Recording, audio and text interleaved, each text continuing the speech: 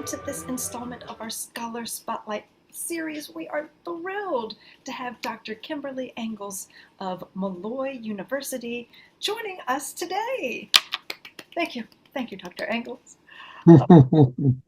She will be presenting Close Encounters with a Perceived Non-Human Intelligence as Subversive and Transformative Experiences. So not only are we exploring other possibilities of reality, but how it is we perceive this reality. There's so much content here I'm excited to explore. So thank you so much for bringing your expertise and research to our stage. This is so exciting. I'm very happy to be here. And just one more time, this is the last time I'll say it. If anybody wants to be added so that they can be a more active participant, just let us know in the chat. Otherwise, we'll proceed with this.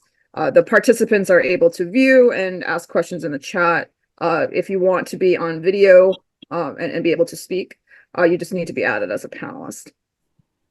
So, thank you very much for inviting me. I'm very happy to be back with Lawn Chair Philosophical Society. And when you asked me to do this talk, I said, even if the philosophers don't show up, I know some of my UFO friends will come. So thank you all for being here. All right. So I am not exactly known for being brief, but I will do my best to keep my portion of speaking to about 40-45 minutes so that we have some time for discussion afterwards. All right. So most of you know me. I am Associate Professor of Philosophy at Malloy. I am also the Director of Research at the John Mack Institute. Why do I think it's important, first of all, to study close encounters? Again, this is a general philosophy presentation, and academic philosophy, many philosophers don't necessarily think that this is a serious line of inquiry. I just say a little bit about why I think it is, and I think it's important. Close encounters with a perceived non-human intelligence, or NHI, represent a growing body of experiences that are not fully explainable by a Western science.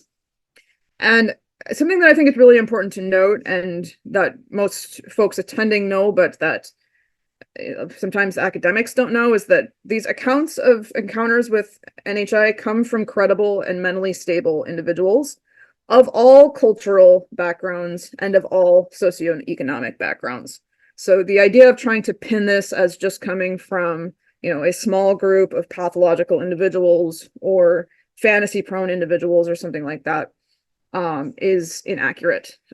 These experiences, they cut across culture, they cut across economic class, and individuals who report these types of experiences have not been shown to suffer from any higher rates of psychopathology than the general population. Additionally, recent government hearings, admissions regarding the existence of unidentified aerial phenomena, kind of the new word for UFOs, UAP, and also allegations from David Grush about the potential alleged possession of non-human craft and biologics provide new motivation for taking close encounter accounts seriously. And as I will show throughout this presentation, individuals who have close encounter experiences are changed forever. These experiences result in profound shifts in individuals' values, beliefs, and worldview. To use, Sartrean language, they're existentially transformative. They kind of shift the individual's entire orientation and their way of kind of interacting with the life world. So if I could sum up my thesis, and again, it's much more complex than this, but kind of putting it out there, UAP or UFOs are physical technological objects. They have a physical reality to them, but they are also far more than that. They are profound lived experiences that subvert and transform the lives of those who confront them, or rather are confronted by them. Because they tend to intrude into the individual's everyday life, an everyday form of living. So the reason that I'm going to having trouble being brief is because this is actually, I'm kind of combining two research articles into one. So one part of this research is I did research on the Strieber letters that are now housed in the Rice University archives of the impossible. I did that last summer. I also have conducted human subjects research with individuals who self-report contact with a perceived NHI. I have marked here that NHI does not necessarily mean extraterrestrial. I'm going to expand on that more in a second. But the research is related because it's both looking at testimony from individuals who have had contact with an NHI. With the human subjects research, I was able to, go more in depth than just looking at the individual's letter. I was able to ask them questions, get specific pieces of information that I was looking for. With the letters, you're just subject to, what they offered in the letter. My methods are phenomenological, meaning that I examine all of what appears to the conscious subject. I'm not dismissing aspects of their experiences that do not fit in with accepted paradigms. And I think that this is really important because something that happens sometimes when people are looking at close encounter experiences is that they kind of pick and choose which parts of these experiences that they're going to look at based on some preconceived worldview. And that worldview could be that, close encounters are nothing, it's all just mundane and explainable. And if that's the case, they only look at those aspects that could have some type of traditional explanation. Or maybe they're looking through the lens of the extraterrestrial hypothesis. And if they're doing that, they'll often dismiss aspects of the encounters that don't fit with the extraterrestrial hypothesis. So my goal was trying to look at everything that's there, not just, choosing the parts that that fit with a particular worldview or a particular thesis that you're trying to prove. And then carefully examining both the experiences themselves, but also how the experiencers, those who've had the encounters, integrate these experiences into their understanding of self, other, and world.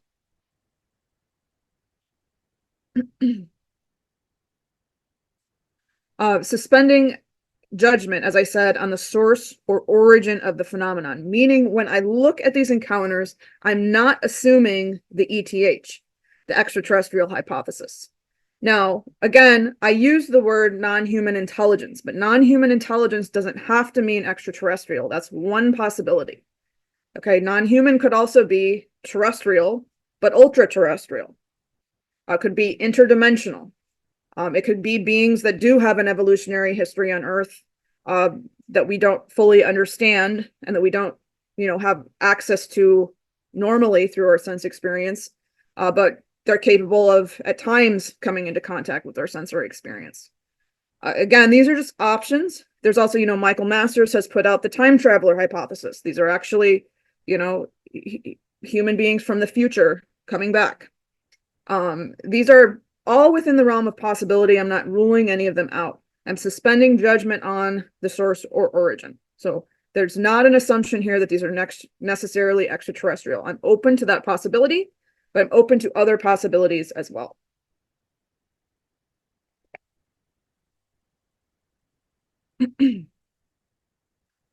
All right, so in July of 2023, with the help of an internal research grant, I studied the Anne and Whitley Strieber collection at Rice University. This archive consists of both handwritten and typed letters that were sent to the Striebers in the aftermath of Communion, which many of you know is Whitley's autobiographical account of his experiences with perceived NHIs. When he published this book, a conservative estimate is about 300,000 letters he received in the mail from individuals around the world who also reported contact with NHIs. Many of them recognized the face on the cover of the book. Several thousand of those letters are now available at Rice. And I was only able to really get in depth about 240 of them of the 18 days I was there. So I'm speaking only to those 240. How did I choose which ones I looked at? Anne Strieber, Whitley's wife, typed up the letters that she thought were most meaningful and important. And so there was a folder, one of the archives, that was of the letters that she specifically had picked out as the ones that she found most interesting. So that influenced the sample that I was looking at. They were really, it was in that folder of the ones that Anne thought were most profound and interesting. Why should we take these seriously? The letters are marked by sincerity, a tone of thankfulness for having someone with whom to share their story, really suggesting that the letter writers are describing things that appeared to them in their experience.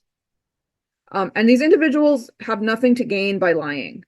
Okay, they're sending Whitley Strieber a letter. They're not getting fame or fortune or by confiding in the Striebers about these experiences. And many of them begin the letter with, something like, "I've never told anyone this before." And while there are variations through the letters, there's also enough consistency and continuity between them to suggest that something significant is happening. And the Strieber letters also confirm findings and descriptions that have been reported by other formal researchers of the phenomenon, such as John E. Mack or Kenneth Ring. I do see some folks are putting things in the chat. I will look at that when I'm done. I'm not going to stop as I'm speaking. But feel free, of course, to put comments there. So looking at the contents of the letters, there was variations in terms of the NHIs that were reported. 38 explicitly said they'd had contact with the beings with the face on communion that we saw in the last slide, with the small nose and the big black eyes, which is also now known as kind of the stereotypical alien. But it became the stereotypical alien because it was very common in these reports of encounters with NHIs. 24 reported seeing beings that looked human, except that they were small, like 3 to 4 feet tall. Not children, adults, but small. 13 reported robed or hooded figures. Letter writers reported not being certain of the ontological status of their perception. Okay, so some thought the experience with the NHI was a very vivid dream. It was different from their normal dreams, but they also it wasn't waking consciousness. Others were confident that it happened while they were wide awake in a room, speaking just like you and I are speaking. 50 reported that they could only partially remember the events and had instances of missing time where they felt they were being blocked from accessing the memories. Those of you familiar with close encounter research know that this is very common, that there's a variety of strange elements, and then there's usually a block, 2 to 3 hours of time that the individual is missing and just feels like they, cannot access it. So more on the content of the letters, the physical effects. So 16 of them reported ongoing nosebleeds, either that they woke up after the encounter with a nosebleed or that they just have chronic nosebleeds that they often wake up and don't know where they come from. 44 reported small scars on their bodies following the experience that they have no explanation for, but that they do link to the close encounter. 13 reported that electronic equipment now malfunctions in their presence. When there is communication with the NHI, not all accounts had communication, but the ones that did, it's most commonly reported as telepathic. 48 saying explicitly mind-to-mind communication. And then this is, something that's important with the Strieber letters, and Anne Strieber actually, is the first made this observation. She said she really thought the close encounter experience had something to do with what we call death. 13 letter writers reported sightings of the deceased, either prior, during, or following their close encounter. Some of them, they had the encounter with the alien beings, and then there was also a deceased person there, and they did not know what to make of it. So this is when, sometimes, again, if you're looking through the lens of the extraterrestrial hypothesis, these are aspects of the encounters that sometimes people just want to, especially if they're coming from that lens, they just want to ignore. Because, if they are space explorers coming from a different planet, it makes absolutely no sense, that there would be a deceased individual alongside them. Now, again, I'm not making any statement about what I think that means regarding the ontology, just that if we're going to try to make sense of it, we have to look at all of it. We have to realize that these atypical sightings of the dead or anomalous, what we consider anomalous, are common with close encounters, or at least reported during close encounters. So, close encounters and the dominant social ontology. So this comes from Michael E. Zimmerman, and also John Mack wrote about this in his work as well. The social ontology is the existing paradigm for understanding the boundaries of truth and reality in a given society. And every society has a social ontology. It has a set of parameters through which we make distinctions between the true and the not true, and the real and the not real. In modern Western democracies, science has really taken over as the leading authority for defining the boundaries of the true and the real in our society. And part of this is because science has been very successful in many domains. Thinking about technological advances, medical advances that science has given us, it has been very successful. It is very useful. It has become the primary driving force in terms of understanding what can and cannot occur. When people ask for when people ask for proof or evidence in our society, they are often asking for scientific evidence, scientific proof, things that are observable and repeatable under controlled conditions. Michael Zimmerman wrote in his 1997 article that, in retrospect, he was very brave to publish this. And, I admire him a lot that he was able to do this. The Alien Abduction Phenomenon, Forbidden Knowledge of Hidden Events. If you haven't read it, it's quite good. It's in Philosophy Today. He argues that discussion of close encounters, including abduction accounts, or especially abduction accounts, is so rare in academic circles because it violates the existing social ontology and the social agreements that we have regarding what can and cannot occur in our world. I was reading a review of Mack's book, and this was written back in the 90s, just yesterday, and the person who was reviewing it was saying, scientific rationalism requires that we, rule out the possibility that people are actually being abducted from the beginning. Because it violates the existing social ontology. It goes against our understandings of what kind of things happen and do not happen. We have established, that it is impossible that non-human intelligences, might be, first of all, interacting with people at all, but potentially, taking them into crafts without their consent. So how do the events in the Strieber letters challenge the dominant social ontology? So part of the current social ontology, not necessarily meaning that every scientist thinks this, that's not the case, but the dominant view is that consciousness is local to and dependent on a brain that is produced by the brain. This is challenged in multiple ways by the Strieber letters. There's many reports of telepathy, thought-to-thought communication, clairvoyance. Many of the individuals writing to Whitley talk about receiving kind of telepathic downloads where they get, vast amounts of information that come into their head at once. Additionally, the sightings of deceased persons alongside the alien beings suggests that it's possible that consciousness in some way survives death. Several of the letter writers report out-of-body experiences as part of their close encounter, or sometimes happening afterwards. All of these things, challenge the idea that consciousness is limited to the brain and produced by the brain, can't be separated from it. The dominant social ontology also holds that time is linear, that the future is unknowable, that the future cannot affect the past. So throughout the Strieber letters, there's many experiencers reporting precognitive events following their encounters. Very common. Instances of missing time, so gaps in time. Also where time was collapsed. They experienced the encounter with the NHI of only taking an hour, and yet they come back to and 5 hours has passed. Or extended time. This also happens. They experience the close encounter as happening sometimes for days. And very interestingly, in some of these accounts, especially that Michael Masters, details, the body actually shows several days worth of, either dehydration or hair growth or something like that.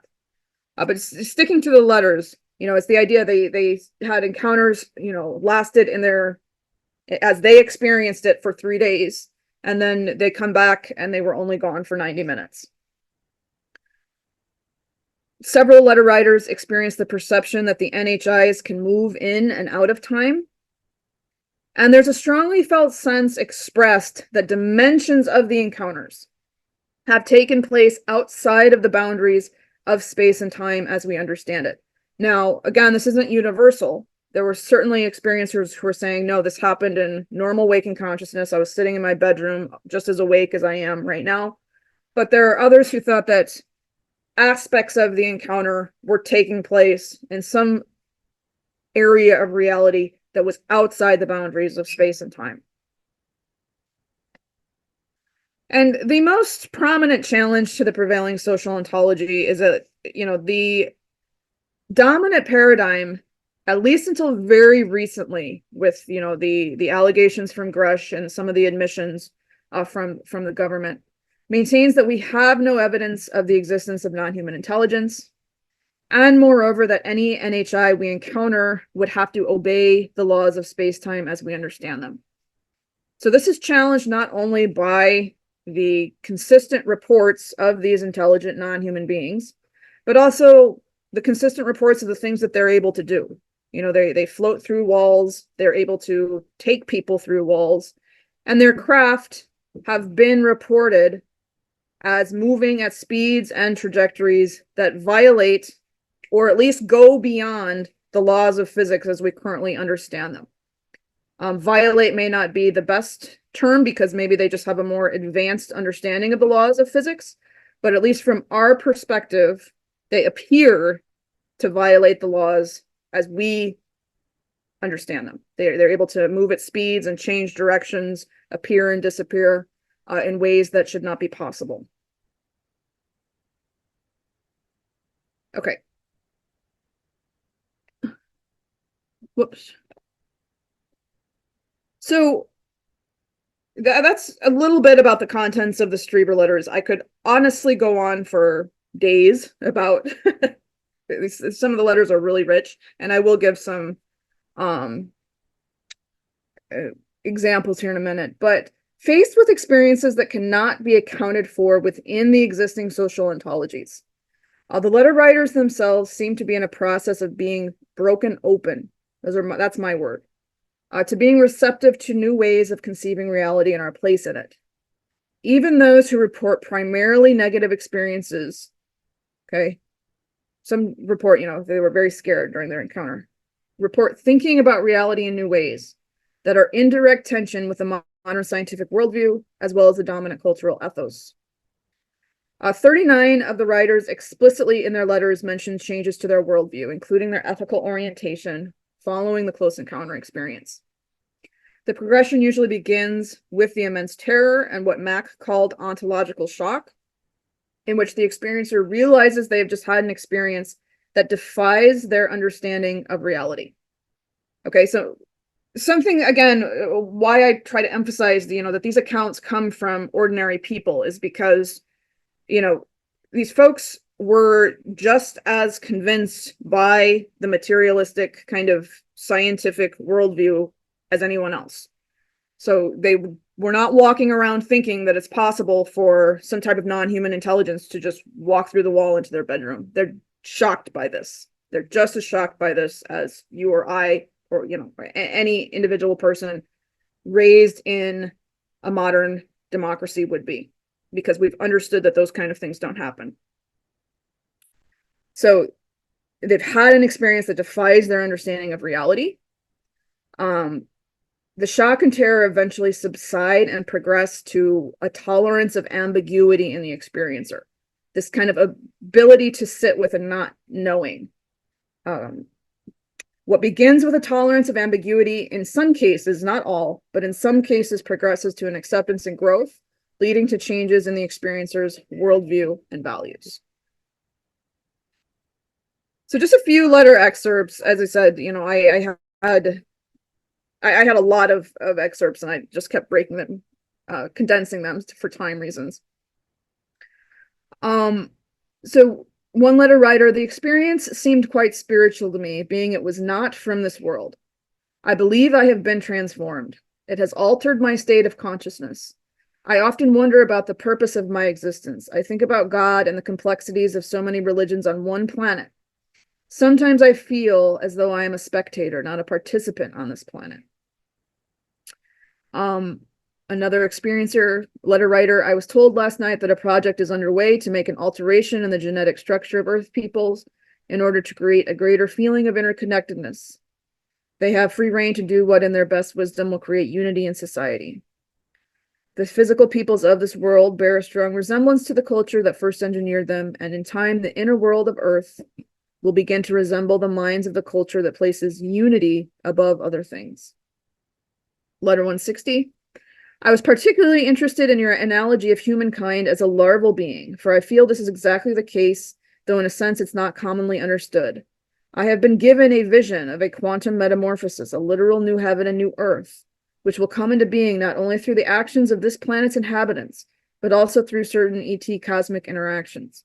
The conditions of the planet are merely a stage setting which will establish certain potentials and create an electrical attractive state that will initiate cosmic interactions that will change the atomic structure of Earth.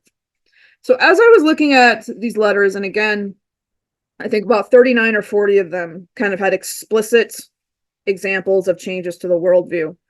I felt like I wanted to follow up with these individuals and ask them more about, these changes. It was just, little clips here and there of how this had affected their worldviews. So this became the motivation for the human subjects research, where I could, work with experiencers and ask them more specific questions, really about how their experiences had shifted their worldview, their values. So this article is this research right now is currently under review. So just keep that in mind. So I interviewed 15 subjects with different types of close encounters. So it was a blend. 5 were abductees. 3 were potentially abductees, meaning they had signs similar to that abductees report, but they didn't have any conscious recall of an abduction experience. And then I had 7 who fit into the category of contactees, meaning they had contact with a perceived NHI, but they did not have experience of being taken into a craft against their will. So participants were questioned about what appeared to them in their conscious experience, and importantly, how these experiences had affected their beliefs, value, and worldviews. And I interviewed them for 2 to 4 hours over a course of 1 to 2 days.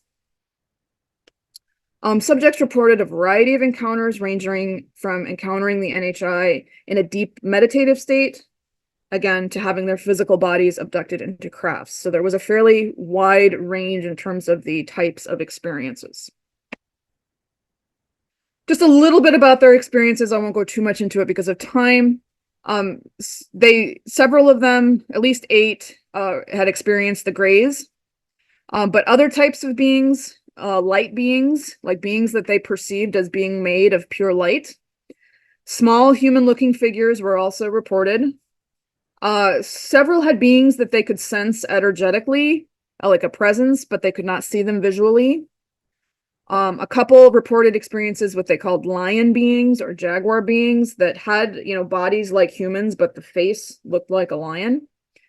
Mechanical AI beings, so a being that they perceived as actually being like robotic, and also mantis beings. If you've seen the mantis, those were included as well. The grays were the most common, but it wasn't exclusive. They reported having seen UAP, circular, classic flying saucer, but also many of them had seen orbs, just, balls of light. Several had participated in CE5s at some point. Many had witnessed UAP that were witnessed by others, And several of them had caught UAP on film that they actually showed me. They also reported psychic phenomena like the Strieber letters, telepathic downloads, precognition, seeing movie-like images in their heads that they, feel like were coming from somewhere else, poltergeist phenomena, and clairvoyance. Several experienced out-of-body experiences. I believe 3 had near-death experiences. 8 of them had recognized the face on the cover of Communion, and 5 of them said that they had sent Whitley Strieber a letter themselves. I have no idea if any of their letters were ones that I read. I didn't make that connection. I do want to emphasize that I didn't explicitly ask questions about, their employment, but many of them offered it. I found all of them to be credible individuals. They worked normal jobs as, therapists. One of them was an acupuncturist. One of them worked at a nonprofit. One of them worked, with individuals with disabilities. Normal functioning members of society who also had these extreme encounters. So I asked questions, explicitly, has this affected your views on spirituality? Has it affected your views on death and the afterlife? All 15 participants confirmed that their experiences had changed their views on spirituality. All but 2 said their experiences had changed their views on death and the afterlife. Themes included a shift from belief in particular religious tradition to belief in a more universal form of spirituality rooted in oneness or interconnectivity of all things. Others included a shift from a materialist worldview to a belief in either panpsychism or idealism, and a realization that a human being is not reducible to a body.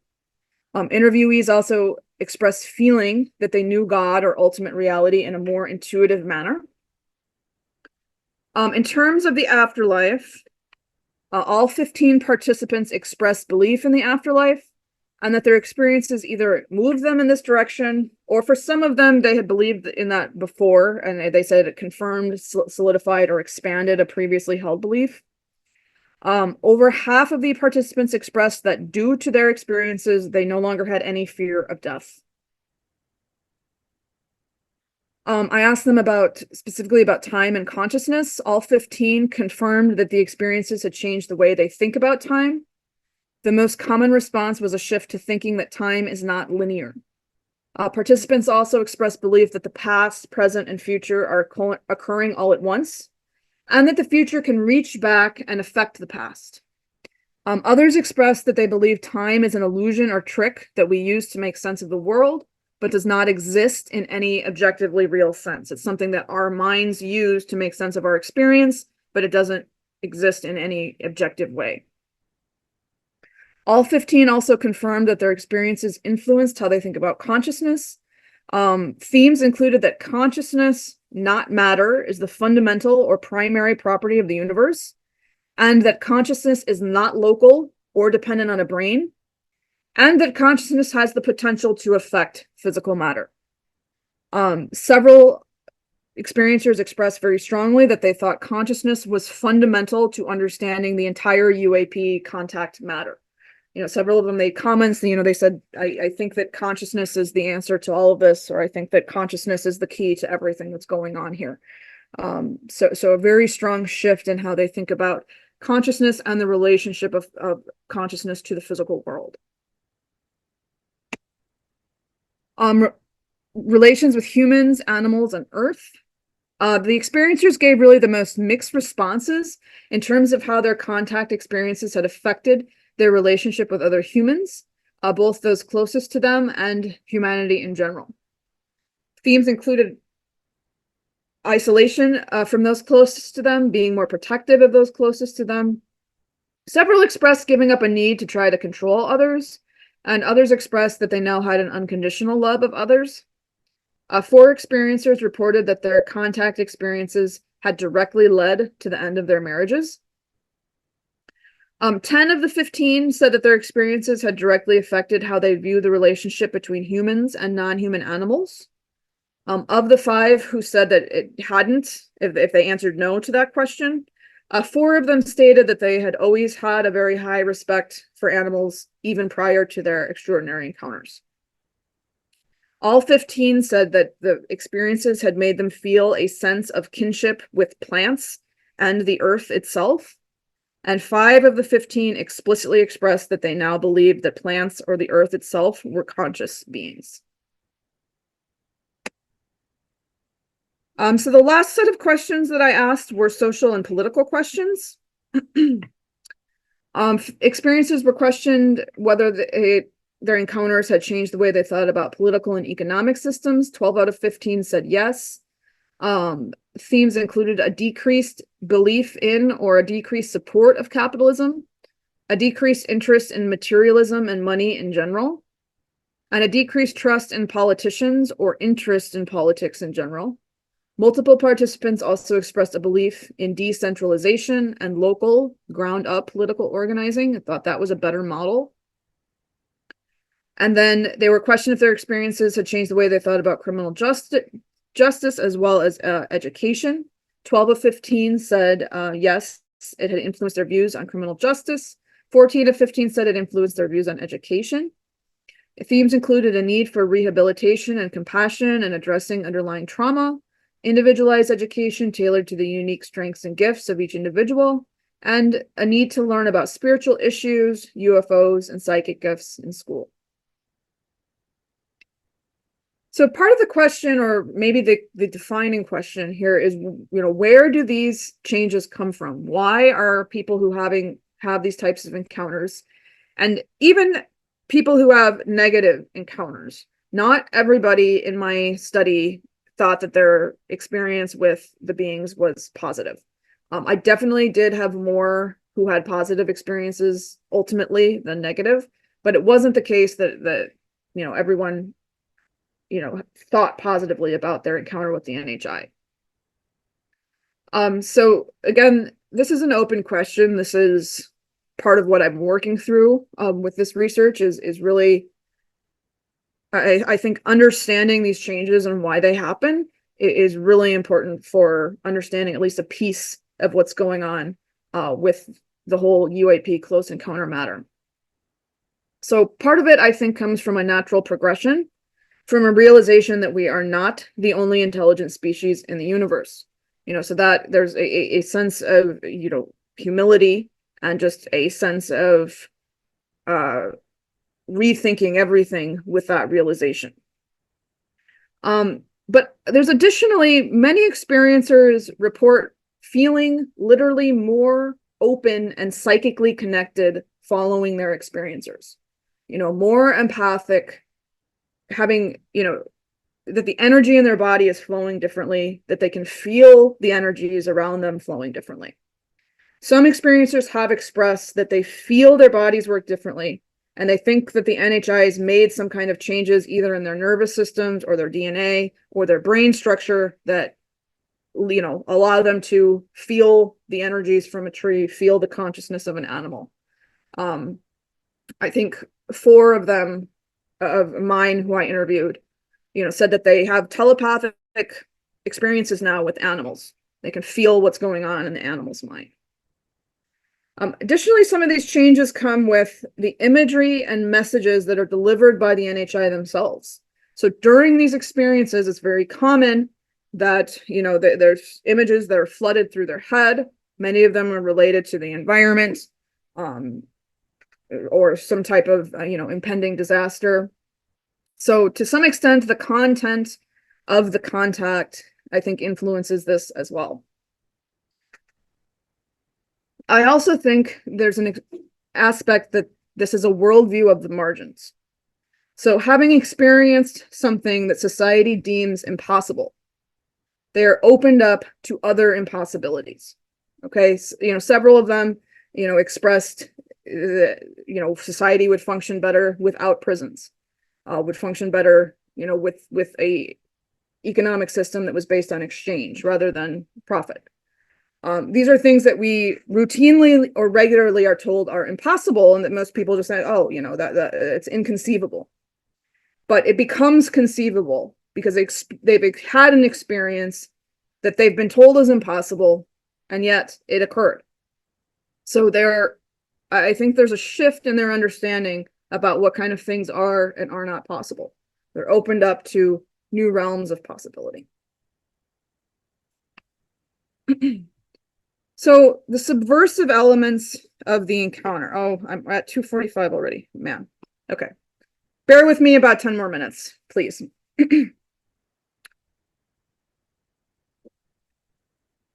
The experience appears intentionally designed to make the experiencer question their reality. Now, the scars or markings that some experiencers wake up to, sometimes they're just there for part of the day or they fade a few days later. The markings are left long enough to let the experiencer know they cannot simply dismiss the experience as a dream. But there is never enough evidence left to provide the threshold of proof that would convince a Western scientist or practitioner. So just those marks that are on the body, they're not going to be enough for the practitioner, or the Western scientist is going to want more than that. There also have been individuals who took objects that were implanted either out of their nose or out of other parts of their body and submitted them for scientific analysis. And that scientific analysis found that they were all of, terrestrial material. So there's never any smoking gun of this coming from elsewhere. A defining characteristic of the experience is that it leaves the experiencer confused, baffled, scared, alienated from their previous understanding of reality, and they cannot reconcile what occurred with the dominant social ontology. This fear, bafflement, confusion results in the experiencer being broken open to a new metaphysical and ethical paradigm. Okay, I want to just get to one more point. So I think that something that's fundamental here is that they go through a process of a dissolving of borders. The experiencer finds they must reconceptualize many of their deeply held borders or lines that they've drawn. So lines that they've drawn between subject and object, between self and other, between human and the non-human, between present and future, or maybe between present and past, between the material and the mental, or the material and the spiritual. We kind of draw strict defining boundaries between these things. And after the close encounter experience, the subject realizes many of those boundaries do not hold in the way that they thought they did. Okay, I won't read that whole. I had a couple more slides of quotes, but I want to just get to one last point. Just in a potential objection to what I've presented here so far. Jacques Vallée wrote in 1975. So Jacques Vallée, I have immense respect for him. He's done a lot of very important work on this phenomenon. He wrote in 1975 that he thought the phenomenon negates itself, meaning he says the UFO phenomenon enjoys the same recursive unsolvability. It leaves indices behind, but they seem to be even more maddeningly misleading than the witness accounts. The phenomenon negates itself. It issues statements and demonstrates principles where some of the information conveyed is true and some is false. So Vallée demonstrated through his research of these encounters that quite often, or at least often enough, the NHIs would deliver information to experiencers, and Vallée thought that the witnesses, the experiencers themselves, were perfectly credible, but that whatever they were interacting with would give them essentially deceptive information. Or sometimes even if it's not deceptive, it just would be absurd, right? There was an encounter in Wisconsin in the 1960s. A flying saucer landed. The witness went up and they asked him to go get him a glass of water. And then he went and got a glass of water and gave it to them. And then they gave him like pancakes. And when they got the pancakes tested, they were just, normal, made of normal ingredients. And so it seems absurd, right? Just a couple of examples from the Strieber letters. There's also examples I could give from my close encounters. Often experiencers were told that they're the chosen ones. And this was persistent enough. I don't think it's wishful thinking or prophetic fantasies, because many of them report feeling disillusioned by it. They just, just one person here says, I asked why me, The voice said, "You are chosen." I responded, "That was the corniest line of crap in the world." The voice responded, "Nevertheless, it's true." Or just this example, there was a couple who described finding themselves face to face with, a standard UFO craft and gray beings in their yard, and then they reported the following exchange. The beings apparently wanted to take their son in the craft. My husband said, "Who are you?" The answer was, "We are one." He said, "This is our child, our young. What gives you the right to examine him?" The answer was calm and to the point. "We have a right." The visitors asked to take the son away. The couple asked why. The being responded, "Because he is intelligent. He is chosen." The visitors decided to let their son stay, and the couple asked if the visitors would be back. The answer was a paradox. This comes from the letter. "There is not enough time, but we will be here for him." So the whole conversation here is very bizarre. The communication begins in vagueness. They're asked to identify themselves. They respond, "We are one." Even if that is, meant to convey a bigger truth, the intelligence declines to give them any specific information regarding who they're communicating with. And the beings then assert they have a right to take the human child with them, showing that they can speak in the human language of rights, can communicate through human concepts, but an unwillingness to do so satisfactorily. And then even after the beings agree to leave, they provide a paradoxical response to the question of whether they'll return.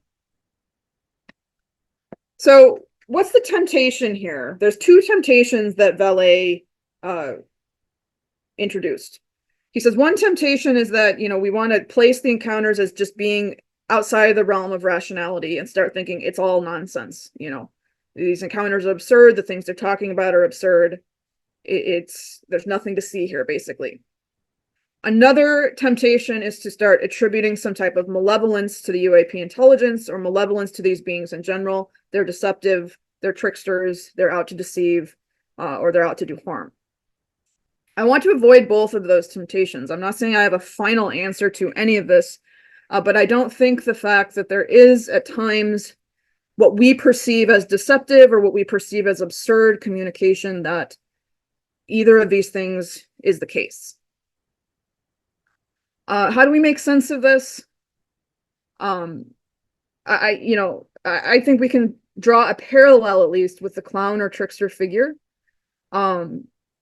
So, the clown or trickster was well known in, Native American tribes to interrupt sacred ceremonies, make a mockery of them. And the clown's intentional transgressing of boundaries helped remind those present why the boundaries were in place to begin with. And also, additionally, many of the sacred, let's just say sacred, not scares, sacred figures in Native American traditions are also tricksters who are constantly turning rules on their heads and kind of behaving in absurd and deceptive ways.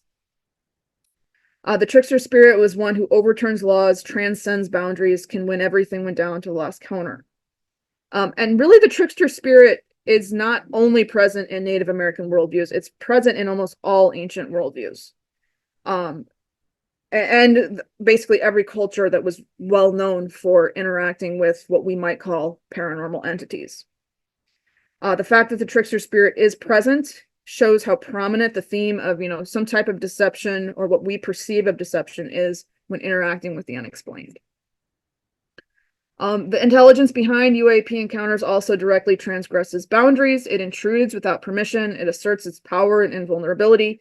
It's not always completely honest in its aims. The process leaves the experiencer confused on multiple levels, not just with society, but also with the experience itself that does not present in consistent ways. They find themselves floating in a sea of ambiguity, unable to hold concepts with structured boundaries, flexible in their interpretation of the experience. And, part of what they are left with is the clown or trickster's message that the world is in flux, nothing is fixed or certain. Okay. I'm going to skip to my conclusions just because I know we're running low on time here. The Strieber letters and the Experiencer Values Project, My Human Subjects Research, add to previous research that shows there is a distinct pattern behind close encounter experiences, and that these experiences have profound, both physical and spiritual effects on the people who have them. I am not submitting that these experiences are necessarily a smoking gun of scientific evidence for an extraterrestrial presence on Earth.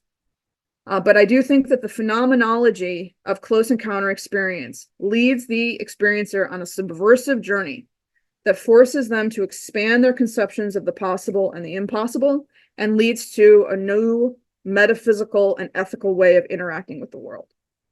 And I also very strongly think that academically, we cannot continue to ignore, which has been, especially in philosophy, the dominant approach has just been to not say anything about it. I do not think we can continue to ignore these encounters with the seemingly impossible, especially as political and academic conversations about UAP enter the mainstream. So thank you very much. That's what I have. I'm very interested in hearing any of your questions. I know that there are, I don't know how we want to do this. Well, there's a question in the chat. Most of the chat is just us loving each other. Okay. But here we have a question. Dr. Engels, thank you so much for this information. Have you had any encounters or experiences yourself? That is, if you want to share. Sure. Um, 1 second here. I'm gonna stop my share so I'm back on the screen. And if anybody else, now that we're paused, if you want to ask a video question, let us know. My experiences, first of all, they didn't start until after I was already interested and researching this phenomenon. And they've been pretty mild in comparison to, the things that individuals report to me. They're nothing to really brag about. Mostly they involve dream states or sometimes things that have happened in meditative states. And again, it was after I started this research. And I think there might be a time that I do publicly start speaking more about that. At the moment, I don't think I'm quite ready to share exactly what those experiences are.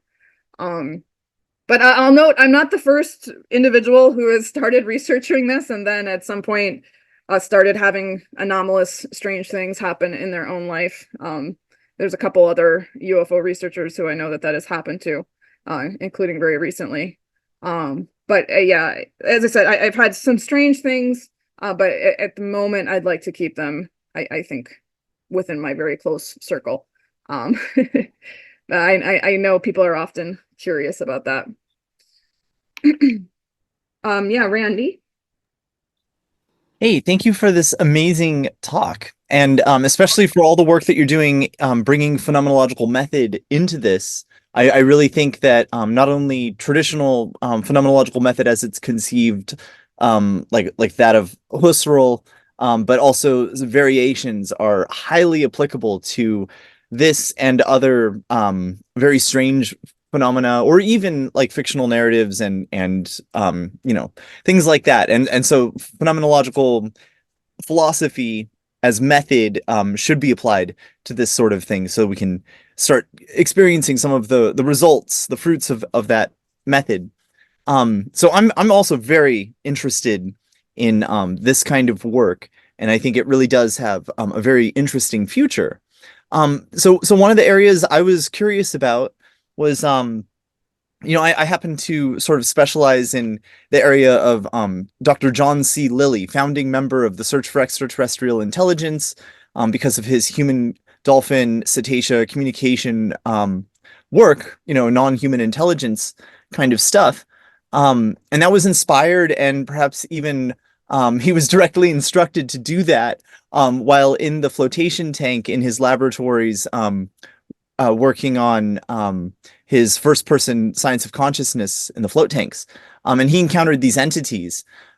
He called them supra-self metaprogrammers, but the way he describes them sound really, actually most similar to a very famous phenomenologist who I think prefers I don't mention exactly their name, but someone who is a translator of Husserl and has encountered these entities at different points throughout their life. And I think for this individual, they're maybe more like angels, but but they've also mentioned that, who knows, they could be aliens of some sort, but in any case, this I think is also something a lot of people do and could and do encounter in extreme altered states of consciousness. That's something that I'm studying, is the phenomenology of psychedelic states as well.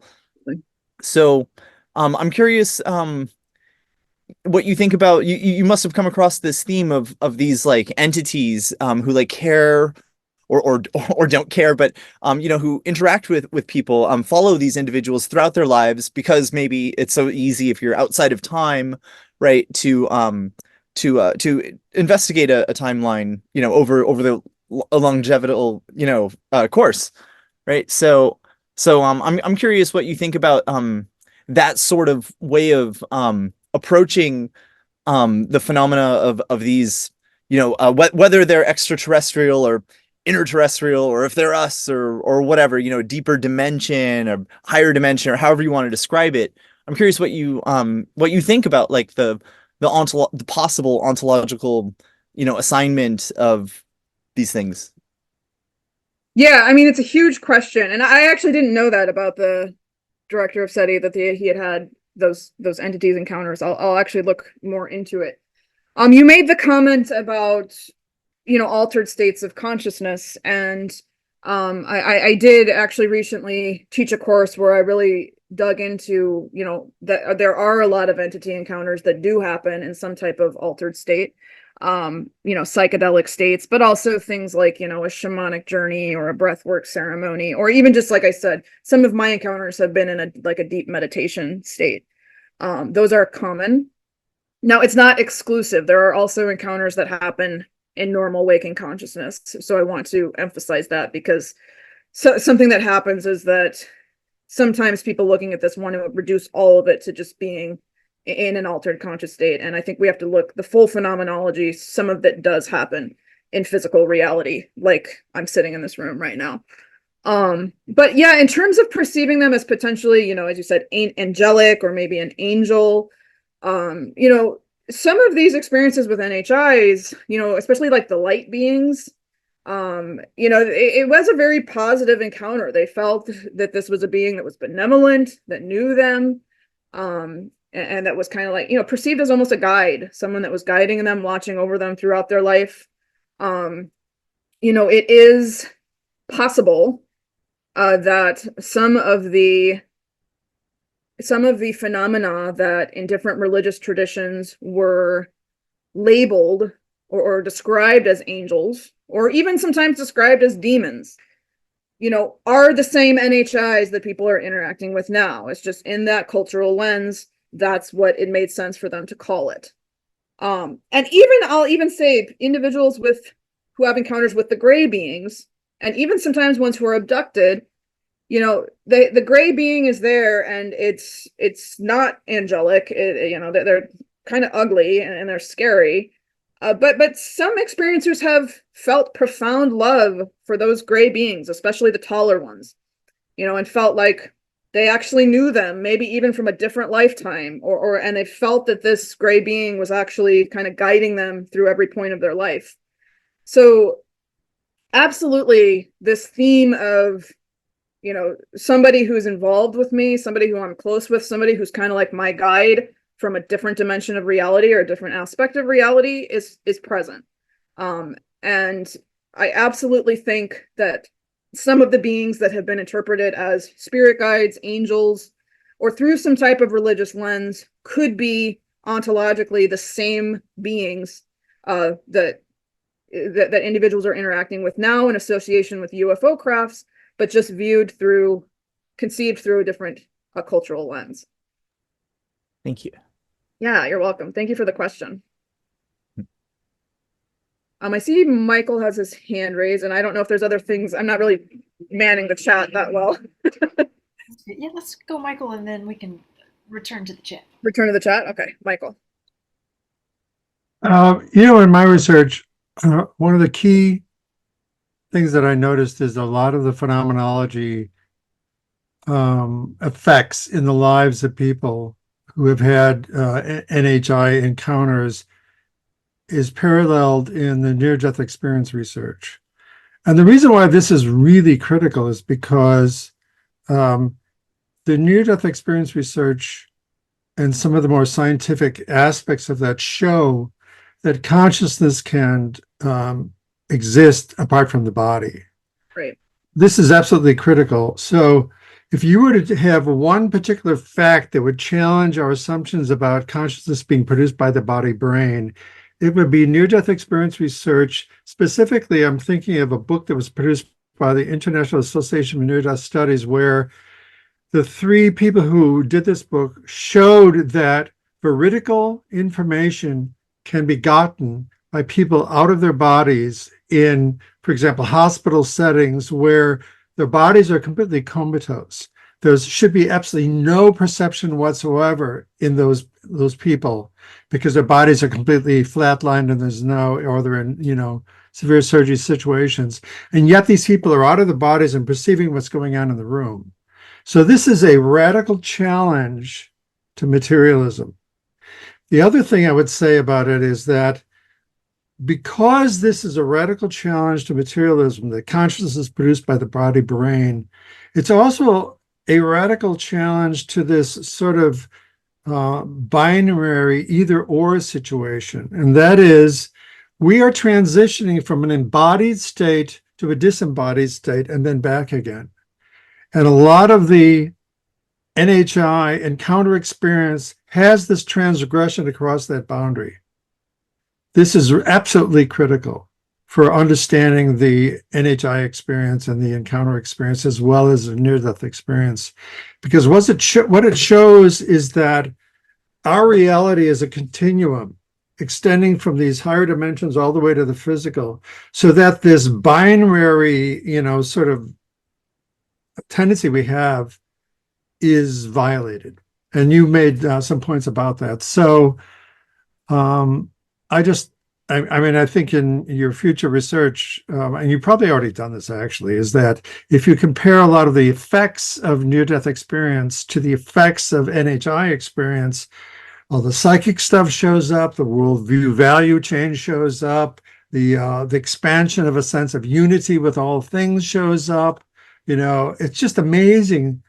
And the conclusions that you draw from that are absolutely extremely illuminating.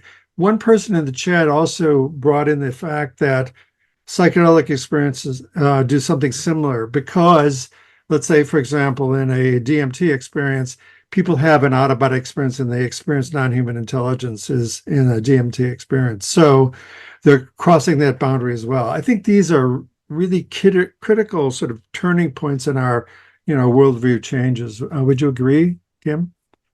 So a couple of things. Yes, I agree.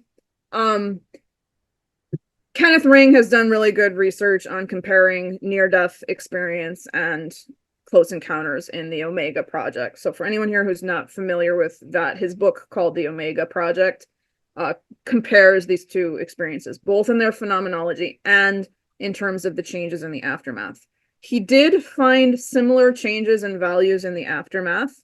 There were a couple of things that he found that were different. The UFO close encounter experiencers were stronger in terms of the environmental and connections with the Earth, number one, and much more likely to express belief in non-human intelligences, other either extraterrestrial, interdimensional beings, and to express that they thought that those beings were interacting with us here on Earth. So those were two categories that he actually found were different between the close encounter experiencers and the near-death experiencers. But then a lot of the other, in terms of the things that he measured, and I asked a few questions that he did not, but he asked similar things, so, decreased materialism, increased in universal spirituality, oneness, connection. And again, you pointed out, all of these are experiences where you experience firsthand that consciousness is not coterminous with the body. The consciousness in some way can be separated from the body. And that's huge, I think, because it's so deeply, again, ingrained in the Western mind and the rationalist mind that consciousness is produced by the brain. You die, the body dies, the consciousness dies. and sometimes in academic circles, people who express otherwise are mocked or made fun of, or, just, oh, you're just being a religious person or something like that in a derogatory way. So that is huge. And so the near-death experience and the close encounter experience both, I think, violate that boundary or upset or rupture, subvert that idea that consciousness is limited to the brain, coterminous with the brain. And once that happens, once that realization is made, it opens you up, I think, to what other things was have I been wrong about, right? And what other beliefs, deeply held beliefs about reality do I have that cannot hold? And the boundaries that we've used to build up our subjectivity, and as I said, various barriers that we place between subject, object, self, other, human, non-human, then they start to also dissolve. But yeah, absolutely. I think understanding other types of, what we may call anomalous or paranormal, or there's another word they're using now, emergent phenomena is now a term they're using for it. But understanding all of these and how they're similar and how they're different and how they're connected, I think it is part of the question. Absolutely. Part of what we have to be asking. And in the chat, we left off with Marty. Isn't there also a third temptation to attribute benevolent aspects, such as teachings, downloads, new skills, abilities, sensitivities, healings, etc.? Okay, I think this is a good point. I was thinking specifically temptations in terms of the absurdity and the deception, right? So the temptations that come with the absurdity and the deception are, as I said, to either place this beyond the realm of rationality or to, attribute some type of malevolence. In terms of whether it's a temptation, I think, yes, the pull to want to interpret these experiences as benevolent is strong because, it's more comforting to think that there's, benevolent beings watching over us than there is, potentially malevolent or indifferent beings watching over us. So that psychology is there. But I also want to emphasize something that I think is important, in that individuals who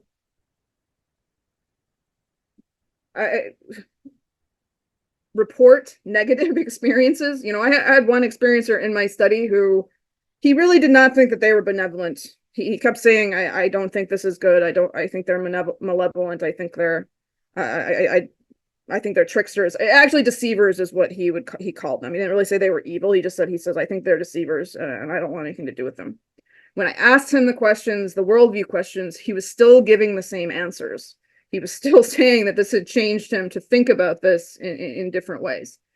Now, is it a step too far to argue that this is the intention of the UAP intelligence and that they're intentionally, giving these changes, giving these messages? Perhaps we're not justified in that conclusion yet, that is actually their intention to have these effects. At least I don't think, based on what I've said here, there's enough to say that we can attribute, benevolent, loving intention to them. But I think that the experiences themselves often are having these types of effects. And I think that understanding why is part of understanding, the overall experience, or the overall thinking about the essence and identity of the objects. But I also do firmly think that their intentions are probably way bigger than we can necessarily conceive with our individual minds. And so the different intentions that we try to project on are all probably wrong to an extent, because we're just probably not in a position to fully understand it. Randy, you want to jump in? Yeah, I had another thought that I think is relevant here. When you talk about social ontology, right? There's the sense of what we believe to be real according to, let's say, the natural attitude, right? Now what that means, you could define in terms of like dominant, right? Like the natural attitude refers to the empirically positivist sort of situation, right? And then this becomes recast as a social ontology, a la, I don't know, Searle, whoever does social ontology, in like a general sort of sense by looking at sociology and psychology and stuff like that, right? But then, of course, the term social ontology could also have this much deeper phenomenological sense where you go to like, Luckmann and Schutz and Husserl and so like Heidegger, right, has fundamental ontology, and that's definitely weird, right? That is definitely not it intends to recast the natural experience of the world in terms of like thrownness and relation to a fundamental like Abgrund of being, and according to time, right? I mean, these things are outside of the space-time of ordinary experience, right? So that's Heidegger. Now, I don't know what Heidegger, nor do I really care what Heidegger thinks about whether UFOs are real or whatever, but rather, I feel like the aspects of a non-lay fundamental ontology or universal ontology, that doesn't deal with a theory of extension and dimensionality. This is left for the philosophers, right? We're philosophers are figuring out like the big universal framework where we can place like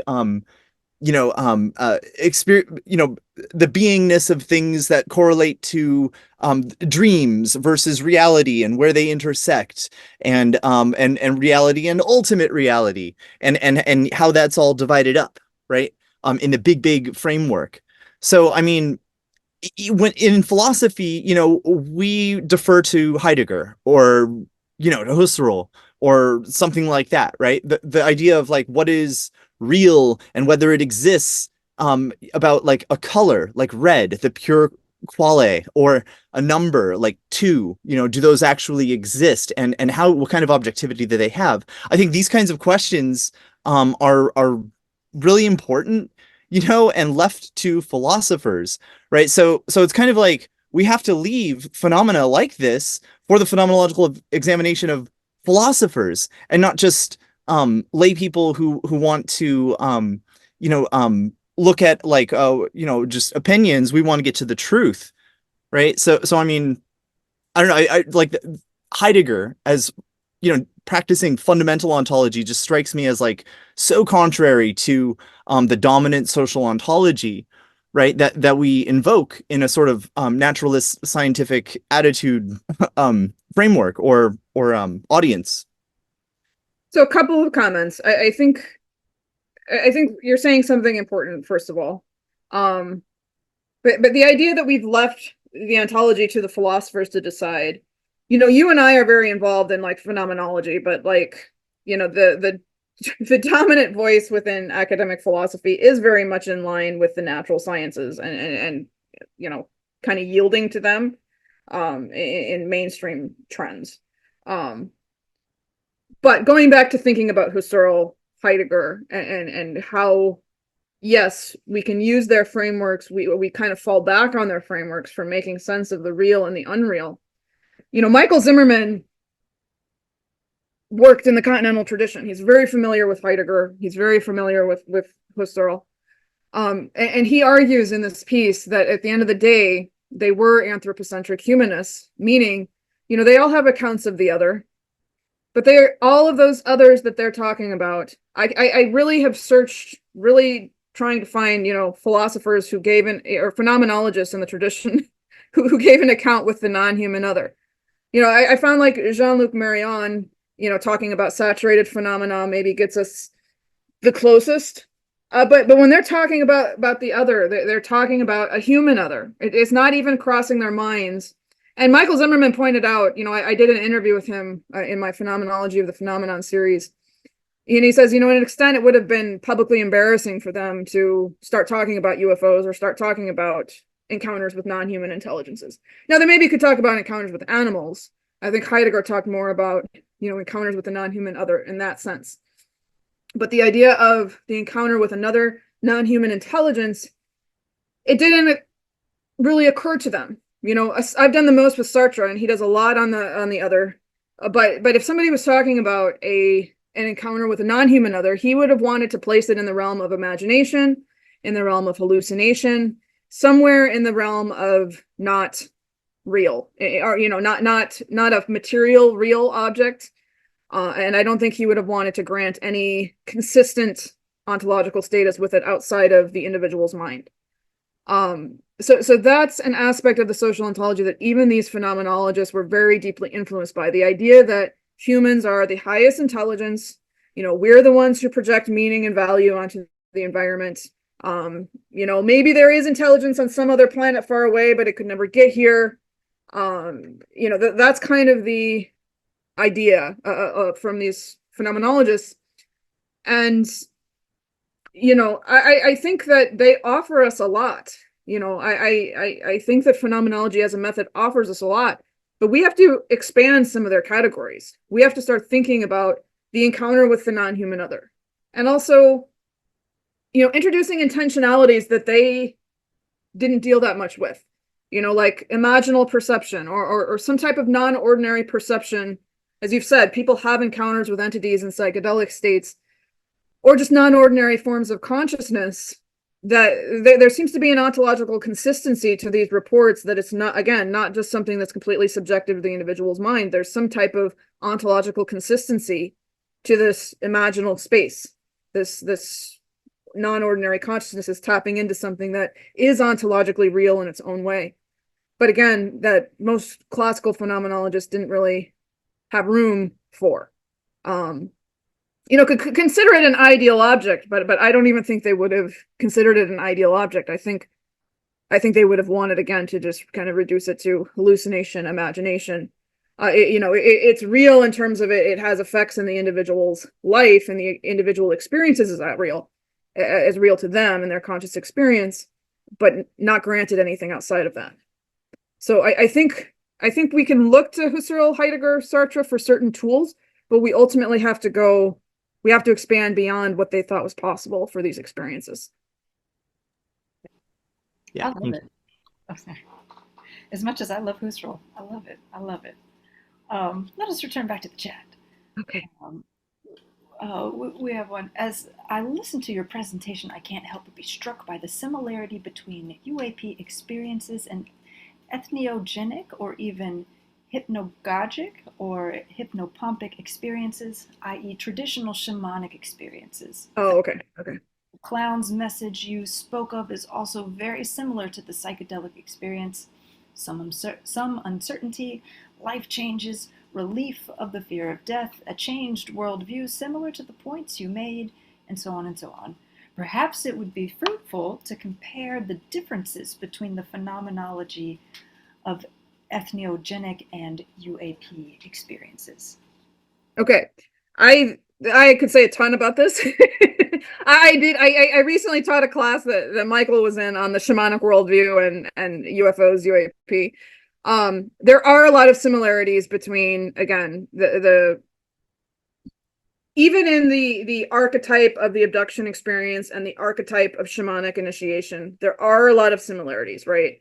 Shamanic initiation is actually, known to be a pretty horrifying experience. It's you kind of experience yourself being dismembered and put back together. It's torturous. You wish for death while it's happening, but it opens you up, to, again, being similar value structures, similar value changes that the alien or the close encounter experience opens you up to. I do think there are some key differences that we can't reduce them and say they're entirely the same. First of all, at least the shamanic visioning, the shamanic journey, while the experiencer would, or the individual would experience it as very real and have, sensations in their body while it was happening, it's often they're laying down inside the entire time, and it's happening to them in the mental space. It doesn't mean that it doesn't have any effects on their body. It does. But often it's when, they're going through a profound, very significant illness, some type of near-death experience, but they are accounted for the entire time. Close encounter experiences, again, some of them are physical. Some of them are happening in physical reality. And there are even cases where individuals have been perceived as missing while they were having a close encounter experience, and even individuals who have been seen being levitated into a craft. Okay, like that's something that's inconvenient that we have to deal with. Linda Quartile, Amy Rylance, individuals witnessed them being levitated out through their living room wall, into a craft. And so that's, a physical aspect of the experience that is very different. And again, with the shamanic journey, I think one student made this comment in my class, I don't know of anyone being, abducted out of their car for a shamanic journey. So the idea that some people are, again, with the abduction experiences kind of taken physically against their will is very different than the shamanic journey.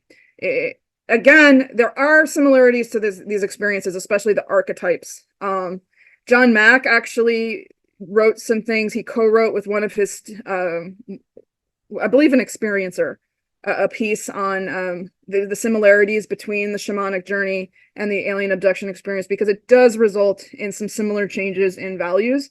And even, again, the archetype of the experience is similar, but I don't think they're identical. So I want to be wary or just, aware of those differences as well. Awesome. Now, did you attend Gary Nolan's UAP symposium at Stanford last year? He recently spoke at the SALT investment conference and said that NHI visitation is 100%. More recently, Colonel Nell, David Grush's boss, attended and confirmed the same thing. No doubt. Is 100% what, real? I'm guessing. Also, Lou Elizondo's book will come out in August. Did you think these high-level researchers will aid the disclosure process? So no, I did not attend Gary Nolan's. I did not attend. I am pleasantly surprised by the number of high-level researchers being willing, to come out and say that they think that this is 100% happening. I do think that will help change the social discourse. And while I'm glad that it's happening, there's also this kind of parallel feeling, the way that so many people, so many experiencers for so many years have been not listened to and have been mocked and made fun of and really just not treated as credible knowers. It's been a form of epistemic injustice for them. They have not been listened to, and they've been told that they were crazy. And the way that John Mack was treated, they tried to take his tenure and take his medical license for him saying that it was real. So there's a little bit of like a twinge of resentment that happens where it's like, okay, now these high profile researchers are finally saying, oh no, it's been real all along. And so people are shifting their tune a little bit, which, yes, I'm absolutely glad that change in cultural conversation we seem to be on the cusp of it. We just want to remember that includes listening to the individuals who have these experiences too, and to an extent, reparation of some kind for the ways that people have been treated and not listened to and not treated as credible witnesses for a long time. Amen. Kevin asks, states, often NHI injects or activates emotive states that appear positive. Example, peace, where the experiencer's own reaction from socially accepted paradigms appear negative, i.e. fear, seems to suggest different modes of reality. Curious what your thoughts are. And so the way I'm understanding this question is your state of mind, could that affect how your message is received, whether these encounters are benevolent or bad, whether we should be fearful? Could you read his question again? Often NHI injects or activates emotive states that appear positive. Example, peace, where the experiencer's own reaction from socially accepted paradigms appear negative, that is fear, seems to suggest different modes of reality. Curious of your thoughts. I'm not sure I 100% understand. Kevin, do you want to try to reformulate? I'm not sure I 100% follow. And if you want, Kelly can add you to the main chat here to the video if you want to ask it, like if it would be more helpful that way, to ask in person. There we go.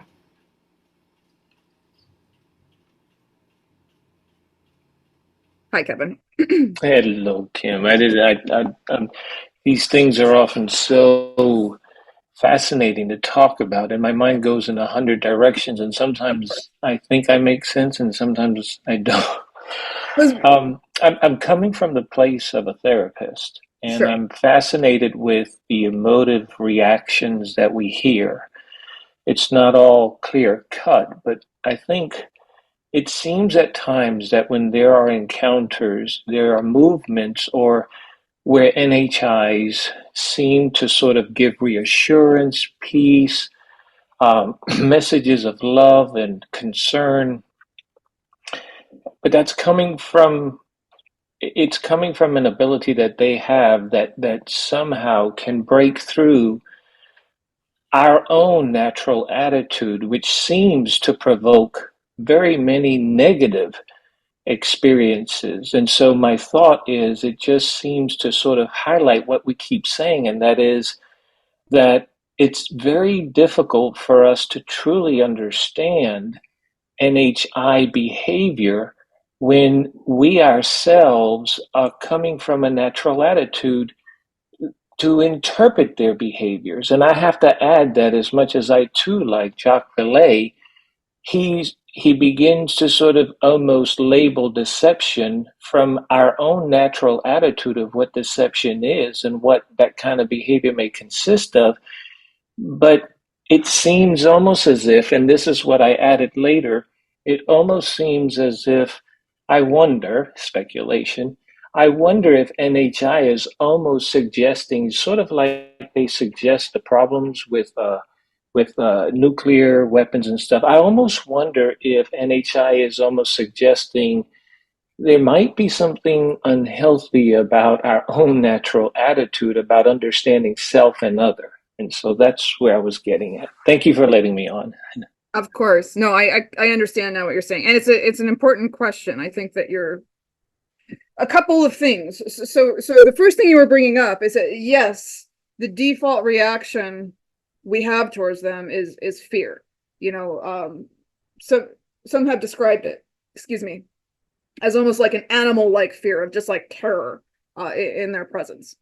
And then it seems, as you said, sometimes the NHI is able to override that, right? Is able to like change the emotional state, or kind of project something into the consciousness that, oh, and then they feel this overwhelming sense of peace, this overwhelming sense of love. So a couple of layers there, right? It's like if the NHI can change our perception of it, are we supposed to trust our own initial reaction to it more? The fear that we felt at first, is that more of what we're supposed to trust? Or are we supposed to trust more the feeling that the NHI was then able to kind of evoke and kind of override? Which one is the more accurate representation? I don't know if we have any meaningful way to necessarily sort that out. But I think the point that you're making is very good. And I was thinking of this analogy this morning, like right before I was getting ready to give this talk. Like I've established a pretty good rapport with my cat. I know when she's hungry. I know what she's trying to communicate to me. We've established a relationship between us. And yet, even though we've established this relationship between us, there's absolutely no way for me to explain to her why I sometimes have to trap her in a cage and take her to a doctor, and she wakes up on an exam table and she's terrified, and she's being poked and prodded with all kinds of things that she doesn't want to be poked and prodded with, and then she wakes up and she's back home, and then it's supposed to go back to normal. And it's like, maybe there's something similar going on here, in that we can establish certain types of communication with them but there's also certain things that we're just not in any place to be able to understand. And, from my cat's perspective, it probably is, like this, she's deceiving me every time that she traps me in this cage, because sometimes I have to do pretty elaborate things to get her to go into the carrier. And it would appear from the cat's perspective, perhaps, that this is deception or that this is malevolence. But I can see this bigger picture that I'm taking her to the vet. And again, I'm avoiding trying to say that it's all necessarily benevolent, but I think the analogy is that we're not necessarily in a place to, that there's aspects that we're just not in a place to understand. That like our categories of understanding, this just exceeds them. It saturates them. It goes beyond what we are able to make sense of.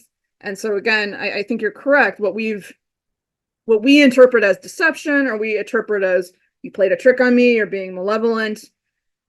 Maybe there is I think it's very likely that there's something bigger that we're not able to see, or we're just not able to see the full picture. And so what looks like deception to us might not be the whole story. And I'm interested in the way that when experiencers are able to somehow transcend their old worldview, i.e., our natural attitude, they seem to shift in their understanding about their experience. And so it just, as a therapist, I'm thinking that to me, there's something that seems to be sort of bubbling when it comes to, if we maintain ourselves in our natural attitude to try to understand this other, it can create some negative reactions, and in some cases, even some negative states, which then would hopefully, with a therapist, be able to sort of shift. Maybe and I pray that there are more therapists that can help shift the perception and the experience to help them to transcend, so that they can move into that what seems to be a different or better state.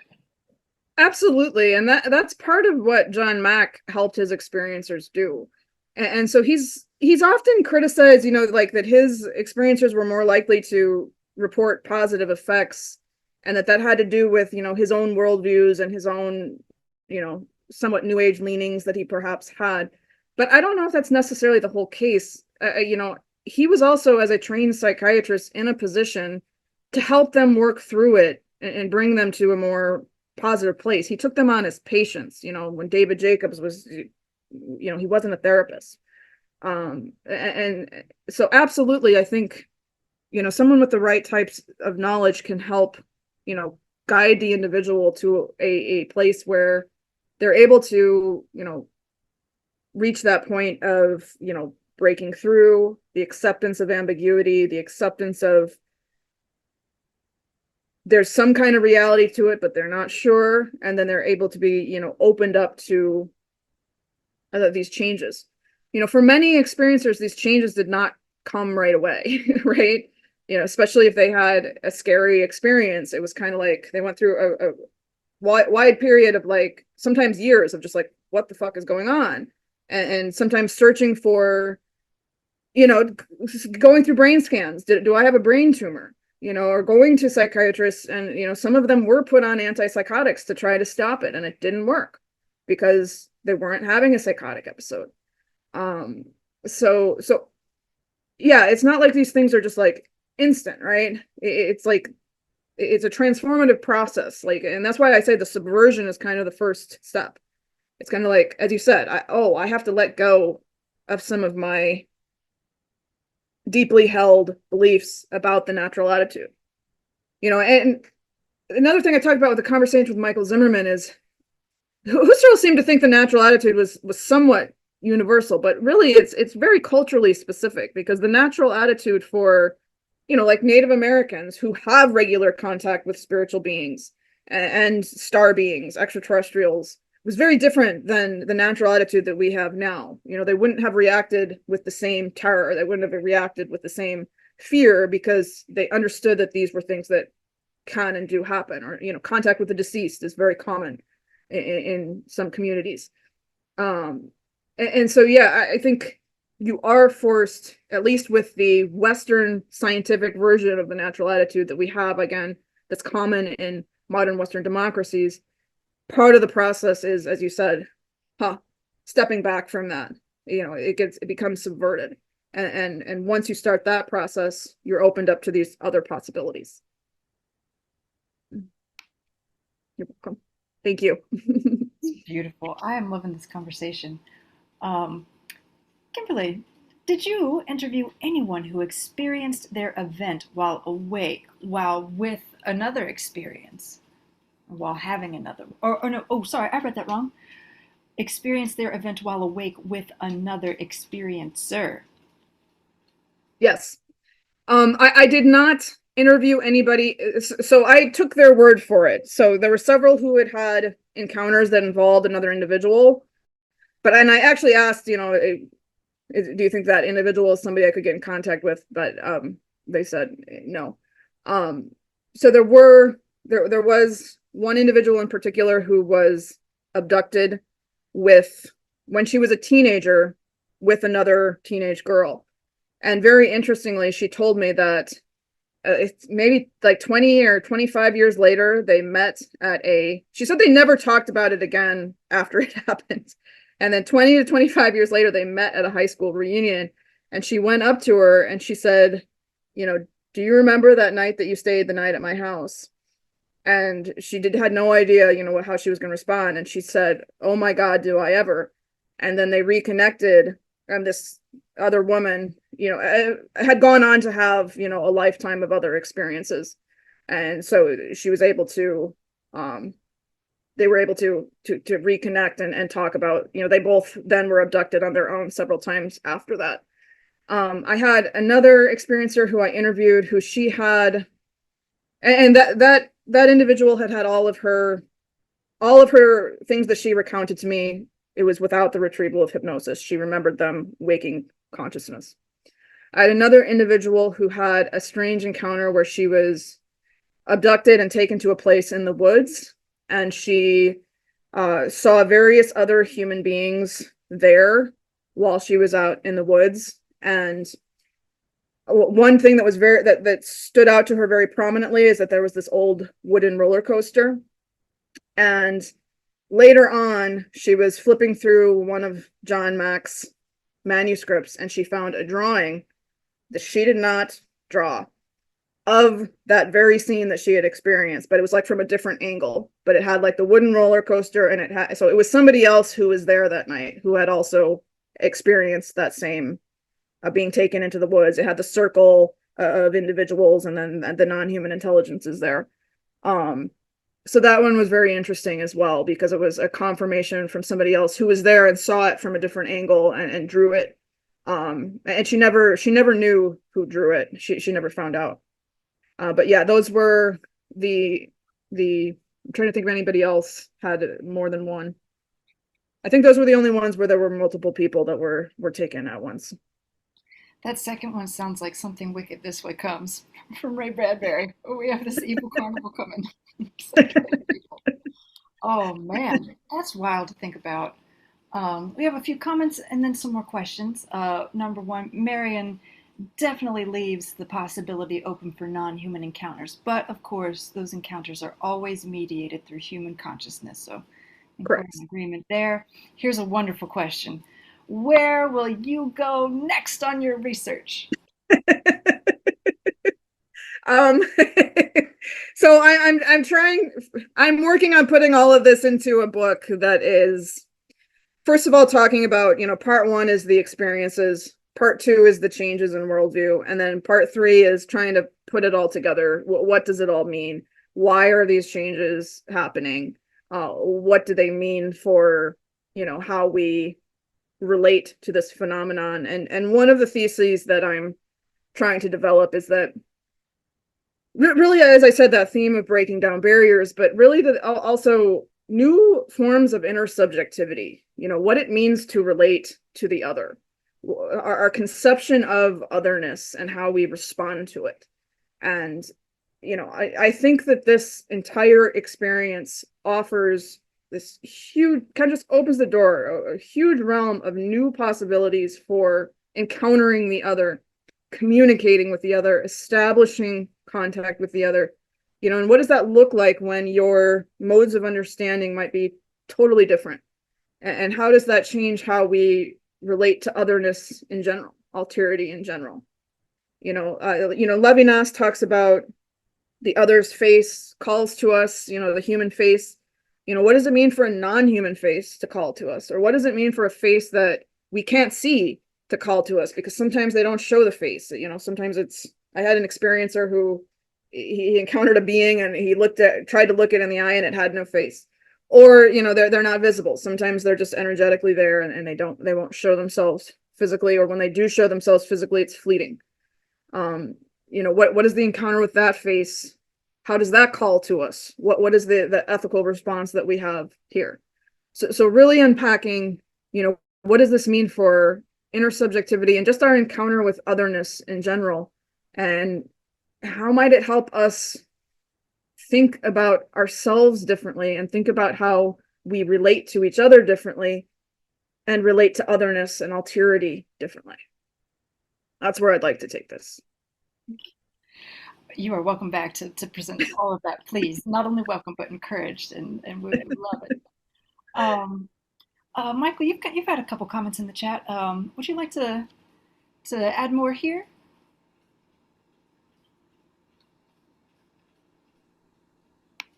One comment was a famous statement by Bud Hopkins talking about out of the house experience versus an out of the body experience. I thought that was a good quip.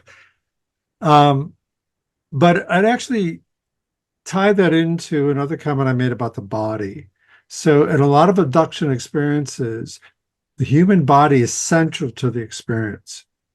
So this is not just an altered state experience. This has to do with some project involving the human body. And, if you read the literature, you see that there's thought of it being a hybrid breeding experiment where the aliens are combining their genetic material with ours.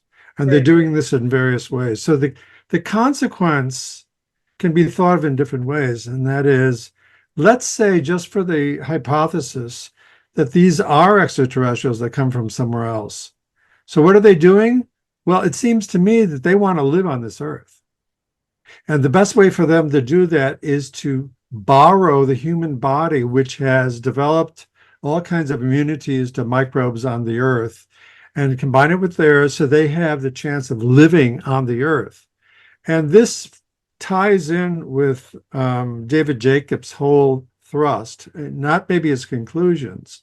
I mean, he concludes that they're trying to dominate us on Earth, but I actually think it's much more indicative of these beings want to live here on Earth, and that would be one solution. So the human body is key to the abduction experience in many cases. Do you want to comment on that, Kim? Yeah, I mean, in some ways it's an inconvenient truth, but it's a truth nonetheless that abduction experiences are experienced as physical. There are medical procedures that are performed. And again, sometimes people wake up with, injection marks. I know some experiencers who have pulled things out of their nose, nosebleeds, and the interest in reproduction. They report having eggs taken, they report having semen taken. Some have reported having fetuses removed, they were pregnant and then it was gone. I don't think that we can ignore that. Do we have, again, the smoking gun of physical evidence? No, we don't. We don't have any evidence beyond the experiencer testimony and the things that are shown on their bodies. Maybe the government has the non-human biologics, but we don't know. I can't comment on any of that because it's at this point it's just allegations. But as I said, part of the phenomenology, at least for the abduction accounts, as you said, it's out of house. It involves the body, and many of them report physical procedures that were performed on them. Some of them related to reproduction, and some of them have even reported seeing, again, the hybrid beings that appear to be halfway between the Greys and the humans. And I don't think we can ignore those reports. What does that suggest? I don't know if I share the conclusion. Maybe they are planning to live on the planet. I'm not. I hesitate to make a definitive judgment about that. But I think it says something about the fact that they're more closely related to us than we like to, than them necessarily being an alien other. There's in some ways that Michael Masters' time traveler hypothesis starts to make more sense for at least those types of encounters, because it actually makes a lot of sense that at some point human beings might lose their ability to reproduce, and that it makes the most obvious thing to do at that point would be to come back in time to a place when we could still reproduce and make the hybrids there. I also want to say, okay, so first of all, yes, there are physical encounters. Some of those encounters have involved medical procedures related to reproduction. Some people have reported seeing hybrid children. And I don't think that those people are any more less credible than other witnesses. And so that's something that we have to contend with. I also want to say, I do think it's very possible that we are dealing not with an intelligence, but that we're dealing with intelligences, and that some of them may have different aims and different reasons for being in contact with humanity. And so it's, the group that was performing those abductions that had that very physical component and had the bodily component are not necessarily the group that's involved with every form of contact. That's one of the reasons that I, talked about the differences in the types of beings that were reported, because I'll wager if I'm going to put my foot down anywhere ontologically, I'd be willing to put it down there. That I don't think it's a singular intelligence. I think it's more likely that we're dealing with intelligences plural, some of which are related to us in ways that we don't understand. So that would be my immediate thoughts on that for now. I am exploring the phenomenon of the hybrid children and the hybrid project more in the book, and I think I'll have some more conclusions when that comes out. But tentatively, I think that's where I'll leave it.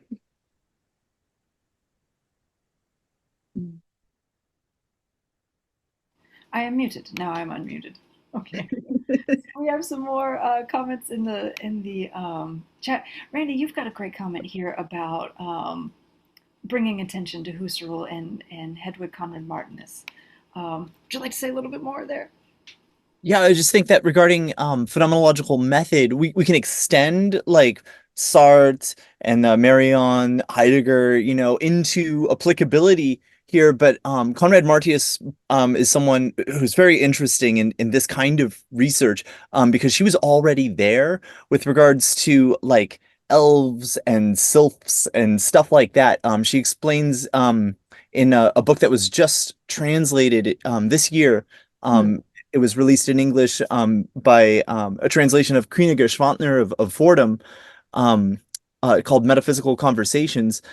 It's an interesting ontological method, her real ontological phenomenological reduction. It's the opposite of the transcendental reduction, but it's about positing these entities and assuming whether or not they actually exist, like pushing or assuming as hypotheses the essences into a domain called ontic research.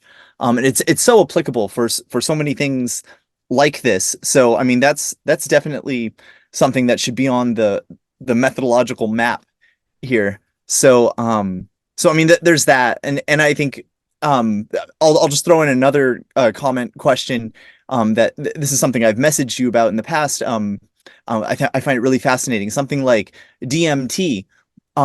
There's a universality to the experience, so that either like in DMT-X, this new way of taking DMT, people go to this like central mechanism kind of thing, like the center of the universe manifest as like a machine thingy, and like a doorway to it opening before going into that with the DMT-X, this like portal appearing. Like there seems to be a universality to like the portal appearing, and if you're laying on your back, at least it comes from space. It looks like shaped like a a circle, and there's like it's this experience of like another dimension or something, like that.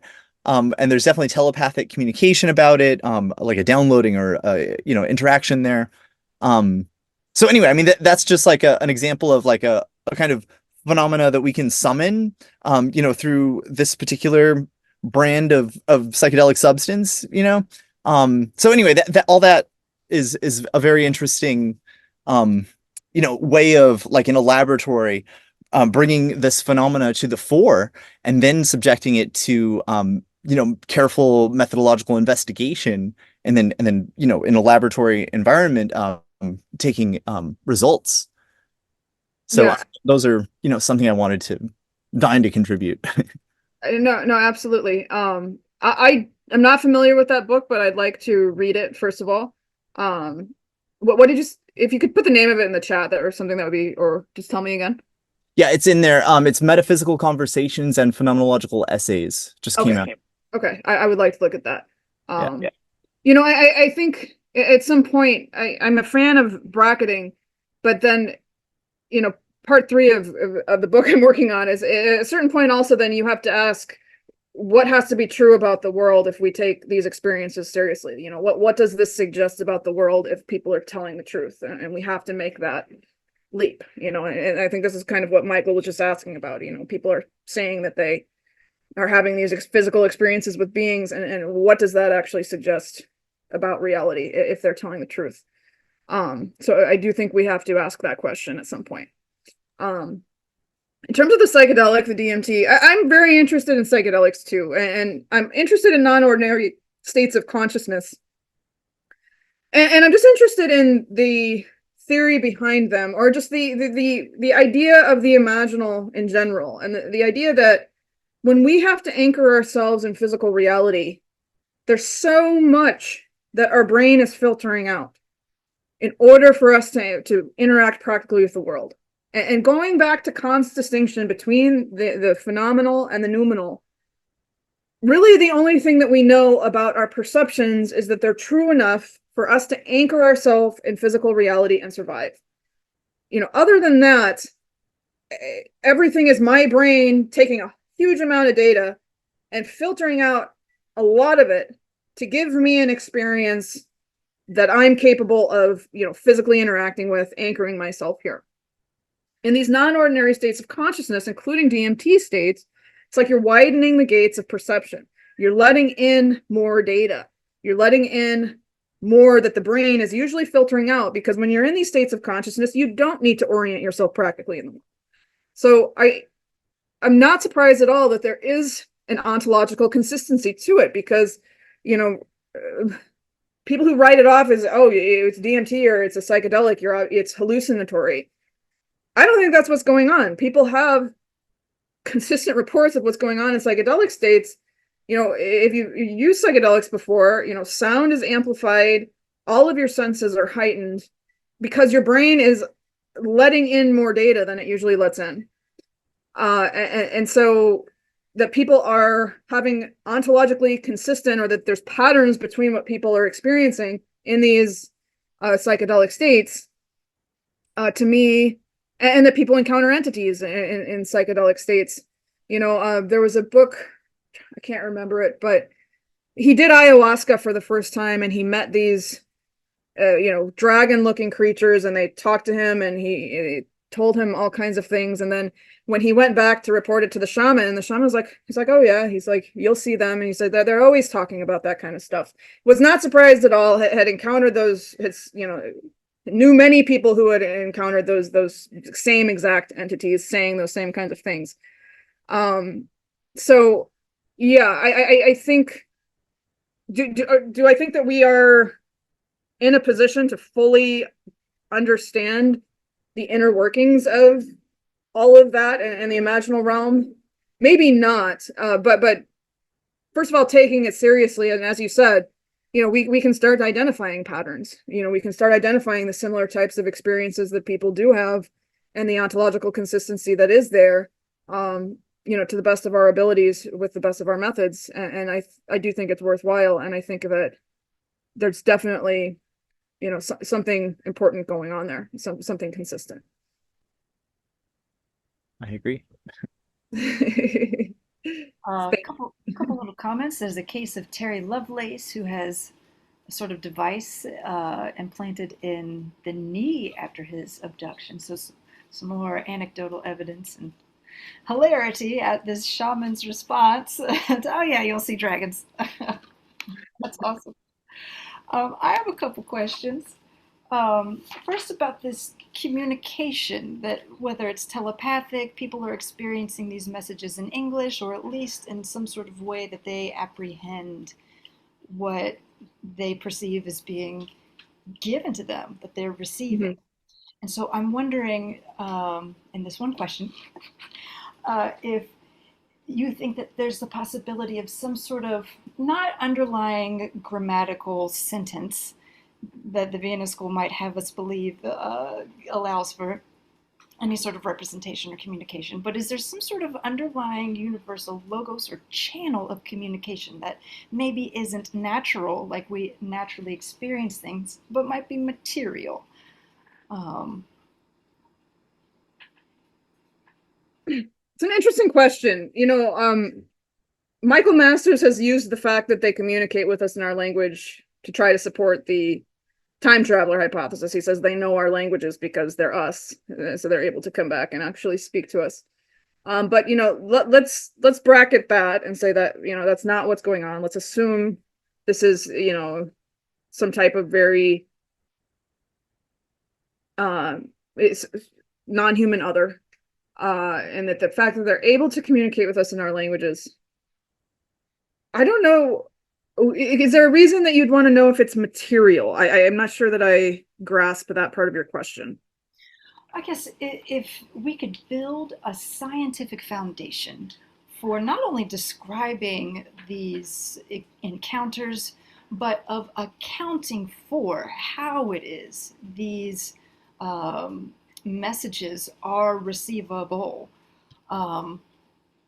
Yes, we might be one, but we're experiencing these beings as distinct in that they have something either to inject in our brain or to give to us. And if we don't see how this may be atemporal being is able to enter into our natural sphere, whether it's Newtonian or what have you, do you think that at least there might be material channels that could establish the possibility of a natural science of experience that can reconcile our naturalistic assumptions and I think there's a very good chance that this is all natural, but it has to be an expanded understanding of what the natural is and an expanded understanding of how consciousness fits in. I don't think that our current understanding of the natural, Whitley Strieber and Jeffrey Kripal wrote a book called the Supernatural, but it's super and then a space and then natural, and they argue in this very, I think pretty persuasively, at least Whitley does. They say there isn't anything in the supernatural sense going on here in the traditional use of the word, that this is all about nature and how nature actually works. But how consciousness interacts with what we call the physical is something that we don't have a good grasp on yet. And there are some scientists who are shifting more towards thinking in terms of panpsychism or thinking in terms of idealism, that is a better explanatory model, or a model that has more explanatory power in terms of thinking about the full scope of these phenomena. Mm-hmm. So I'm not saying that we need to move to anything supernatural in like a religious sense or something that goes beyond that's outside of the laws of nature. I think it's very possible that, if it is an advanced species, whether that's us from the futures or a different species that's just much more advanced, they just have a better understanding of how consciousness relates to matter and how to do things like move in and out of, from the imaginal plane into the physical plane. Something I didn't mention is, there's crossover encounters. There's individuals who have encounters that start in a non-ordinary state of consciousness, so like in an out of body or what they experience as a dream, And then they wake up and they're sitting in bed and they're like, wow, that was a weird dream. And they open their eyes and those beings are standing there in their room. Right. So, if we take those accounts seriously, then these beings that they're interacting with understand how to move from, this out of body imaginal state, dream state, into the physical plane. And it's possible that everything that they're doing is natural. I actually think that it is. I don't think they're doing anything magical. I think that, cultures have probably perceived it as magical or religious because they don't understand it. But it's more likely that, they're advanced enough that they understand the relation between the material and the mental in a way that we just don't. And I think that probably goes back to the question on language too. How are they able to communicate with us? They probably understand something about translation that we don't understand, I think is the most likely answer that I can give. Yeah. And I guess I just wonder about the preservation of the natural attitude and of the naturalistic sciences and Husserl. They do serve a practical purpose, and it might be worth preserving that domain.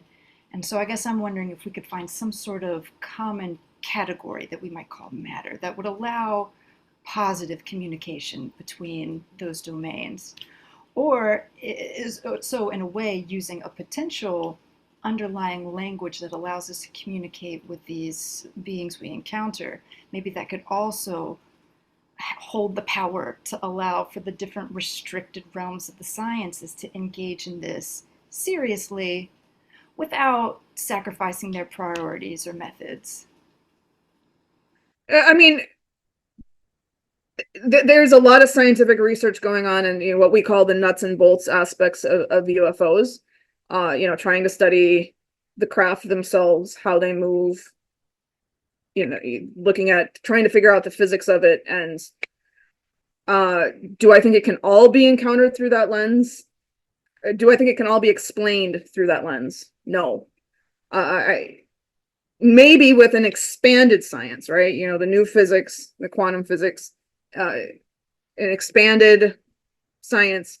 But going back to what I said earlier, the scientific method, it relies on that which is observable and repeatable under some type of controlled conditions. There has to be at least some element of it has to be controlled and controllable. And these encounters are unpredictable. They are not replicable in a lab. Now, there's certain things we could experience in a lab, like what Randy's talking about. We could study DMT encounters, and there's, there's different things that they're trying to use the method to study it. And by all means, keep doing it. I think it's important. I think we need the data. We need the scientists. I'm not saying that they have nothing to add to the conversation. They're vital to the conversation. But there's aspects of this that I think go beyond that. As I said, Sharon Hewitt-Roulette gave this analogy, and I think she's right. She says, we take animals and we study them in our labs. We take a squirrel and we, all the horrible things that we do to animals in labs, to be quite candid. But think about if an animal decides that it wants to study us through its methods. What success is it going to have? Again, this doesn't mean that we can't learn anything about them. I'm not trying to say that, give up on the science. That's not what I'm saying. But there's just aspects of this that quite frankly, are going beyond that ability. And I don't think it's all reducible to the current scientific categories that we have. Perhaps expanded scientific categories. There are scientists who are looking at like the subtle energies, the subtle bodies, the energetic body. Those expanded categories, taking that further, looking at, the possibilities for those who are taking panpsychism seriously and different ways of thinking about consciousness seriously.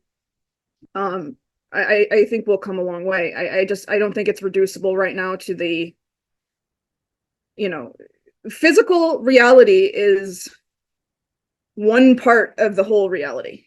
Science is very good at explaining physical reality, but that's only one aspect of reality. And this goes beyond, being purely physical experiences.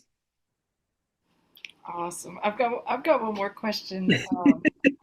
I promised everybody it wouldn't last 2 hours. No, I'm fine. Keep going. it's really interesting and fun. So I wonder if we can also look a little bit more deeply into the history of philosophy. mm, I'm doing a one-on-one with Schiller, and Fichte comes up as well. Both figures, while they are caught up in Kant's language of the pure ego and pure reason and some absolute, both Schiller and Fichte allow for the senses to receive this absolute and pave the way for pure reason to represent either a divine encounter or some other non-human intelligence. So I'm wondering if we might find, for those rationalistic sciences that define the social ontology today, if maybe we can find some language in the history, or even go back to Aquinas, so rational, so logical. Maybe if we took on some of their metaphysical assumptions and allowed a little bit of room in those definitions, if that would be a way to start expanding these definitions that hold us back in the sciences. yeah, absolutely. Unidentified Flying Hyperobject. It's a new book by Jim Madden. He published it in 2023. He goes all the way back to Plato's Cave. He starts there. He does a really good job using historical philosophers to start looking at this. He uses Aristotle. He goes eventually to Heidegger, but he goes back to the history of philosophy and says this can help us make sense of this. So I don't know Fichte that well. I'm sorry. Never studied him. But a point that Madden makes is he really brings in the idea of the Umwelt, which is the aspects of reality that an individual organism is tuned into. So like, he gives the example of like the tick is only like tuned into like heat and some kind of acid, and like that's the only things that it can sense, and that's the only things that's in its Umwelt, because that's all it needs to survive. And our Umwelt is obviously much more complex. We're tuned into a much more than the tick is, but there's still a lot that we're not tuned into, right? And so he says he calls it the Uber Umwelt hypothesis. He says it's possible that the UFO and the entities associated with them are emerging from beyond our Umwelt. Now, bringing this back to the sciences rely on what we can perceive through our senses, as well as our instruments, which are a extension of our senses. And then it becomes comprehensible to us. We can put concepts on it, right? But it's still only going to be knowledge about our Umwelt. It's not going to be knowledge about our Uber Umwelt, that which is going beyond our senses and our instruments, which are an extension of our senses. So there's still like that aspect of kind of unknownness. Now, obviously, the UFO and the NHI, they intrude into our Umwelt, and at times we come into contact with them, and then we can try to make sense of them when they are here present for us. But we're still, I think, shut off from a lot that's going on. And it's just kind of Madden talks about it as our position as knowers, right? We're limited, there's the sensory that's there, the intuition, Kant called it, and then we put the concepts on, and then there's that horizon. But as Marion says, there's things that saturate that horizon, and whatever we come in contact with, we're going to be trying to put it into that horizon. We're going to trying to make sense of it within that horizon, and something coming from the Uber Umwelt is going to be reduced when we try to put it into that horizon. That makes a lot of sense. I'm glad. Jim Madden is great. You should have him on I don't know if he'd want to do it, but he'd make a great scholar spotlight person. Hey, send him our way. Any friend of Dr. Kimberly Engels is a friend of ours. Yes. We've had a lot of thank yous in the comments. And great. I'd like to second and reinforce that. Are there any other questions, comments, insights, divine or otherworldly revelations? Oh, yeah. Michael? Okay, just to throw a last poker in the work. So one thing that some abductees report is that when they're physically taken up into a craft, they're taken up in a light beam that is described as solid light. Yeah. And when they actually go up through that beam, some people report that all of their atoms are dilated. So they see themselves as what you might call kind of a photon field. Hmm. And they get into the craft and then they solidify again. All right. This is a really radical concept here, because what it does is it challenges what you might call the fixed persistence of what we see as our form. And it also challenges our ideas of what light is. And so it actually, I keep going back to this because some of the things that show up in alien abduction experience are so radical, so inconvenient to our way of looking at reality, that they're beyond just sort of altered state stuff, really, which is fascinating in itself. They really radical. They get us right smack in the center of our physical experience. Do you want to make a comment on those sorts of experiences? Yeah, I think Mac has a couple of chapters where they feel the physical constitution of their body is broken down, because again, something inconvenient that a lot of abductees report is that not only do the beings go through a wall, but they themselves are floated through a wall, right? And they feel like a vibratory sensation while they're going through it. So it's like these beings, at least ostensibly, have the ability to alter the physical makeup of our body's physical structure, as well as the physical structure of the wall itself, to make it permeable that we could pass through. And absolutely, the beams of light are quite striking as well. I'm thinking of Rendlesham, Burroughs. There were two military personnel out there, and one of them actually went and touched the UAP craft. The other one was paralyzed by a beam of light that came down, and he couldn't move. He was just there in the light. That's common, that the light is used as, or maybe there's something in the light that's obviously doing it rather than just light itself. But yeah, beams of light and the ability of light to alter the bodily structure, alter the makeup of the body, and the ability of the individual to move. Right, they are often paralyzed by that light, or they're staring at it. They can't move. So absolutely, when I say it challenges the dominant social ontology, it's not just that it has all of these strange psychic elements that are real. It also challenges our physical understandings about, again, like solid matter, right? Or again, just the craft themselves. How many times has a witness, Jim Peniston wrote down in his notebooks, speed impossible. It left at a speed that is not possible, and he was a trained military personnel. They just are repeatedly seen. So that's why I put on the first slide, they are technological objects. I don't want to take up the position, Carl Jung thought that maybe they were all just a production of the collective unconscious. I don't think they are. I do think they are physically real objects, phenomenologically physically real. And they have physical effects. Do I understand how they operate? No. I don't even think that I'm in a position to begin even with the science of how they potentially operate. It's way over my head. But absolutely, they challenge not only with the imaginal perception, the non-ordinary perception, but our understanding of physical reality as well, and what our bodies are and what physical matter is.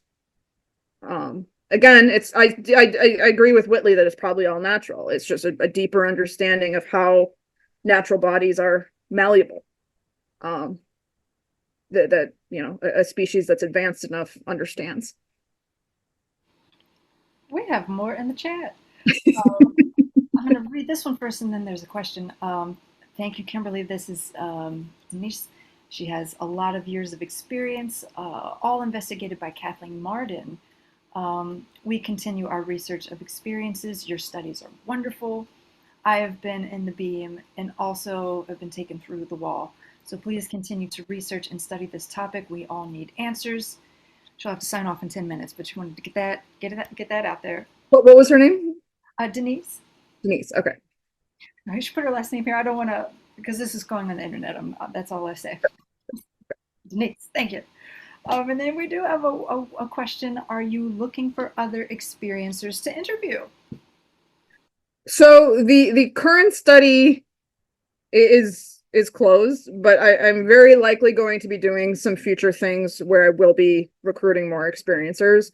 Not at the moment, but if you are interested in potentially being interviewed for something in the future, follow the John Mack Institute, especially online, because that's where I usually do my recruiting for experiencers. So you could also certainly, reach out to me via email, but for in terms of like IRB protocols and things like that, there's strict ways that you can advertise, and I usually do my call for subjects through John Mack Institute.